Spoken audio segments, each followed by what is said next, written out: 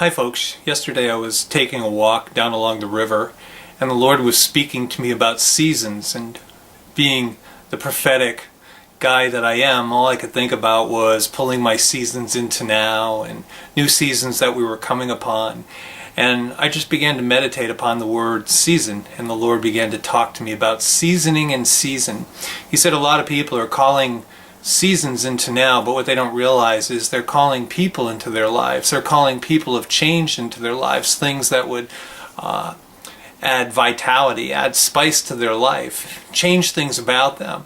Too often we think that the season is only something we're either leaving from or going into, but what we don't realize is that there's divine connections made along the way a lot of the time, and God will actually restrain us or hold us back until those connections are made. And as I began to talk to the Lord about that, He said, even when you think of things like the seasons, He says there's something in those that's changing. It's not just the period of time, but it's what's changing in it. If you come into spring, everything begins to bud. You come into summer and things become fruitful. You come into fall and things begin to turn colors and fade away, and you come into winter and it seems like nothing's happening. But even in the moment of dormancy or apparent dormancy, things are happening. There's vitality being added to plants and trees and all those kind of things. And He said, think about things like the holiday or the Christmas season. He says there's something in there that's been added to that. He says, I added Jesus Christ and we call it Christmas. I added the resurrection and we call it the season of Easter. And so He said, I want you to think about this when you talk to people and you pray for people and you pray for them to have seasons of change come upon them, that you also impart to them the recognition of the people that are coming in to add spice and vitality to their life. The seasons of change. You add salt, it talks about in the Bible, and it says don't be the salt that loses its savor or loses its vitality.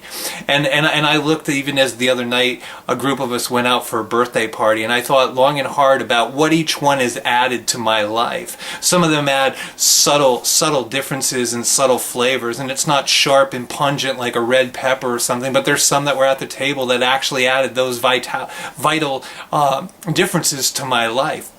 For me, I probably tend to be more like the red pepper in people's lives. It's just how I believe God has created me to add a spice to people's life. And I think, going forward, every time I talk about a season of change, I'm going to think about people of change. And I'm going to think about what God's doing through those people in our lives. So when you begin to pray for a change of season and you look at the transition, I believe God is going to talk to you about the people that are in your transition, that how you leave and the goodness that you leave behind, you will bring into the next relationship, into the next season. So you may be all mixed together and you may be in a circumstance and it feels homogenized, that all the flavors are blended, and God may take you out of that season and He may put you in another season to add your vitality to something else. It doesn't mean you've left that soup behind so much as you've brought something out of it into the next place. So next time you think about calling seasons into change and things like that, I just really want you to think about the seasoning that God has added to the season to cause it truly to be a season of change in your life. Thanks, and God bless you.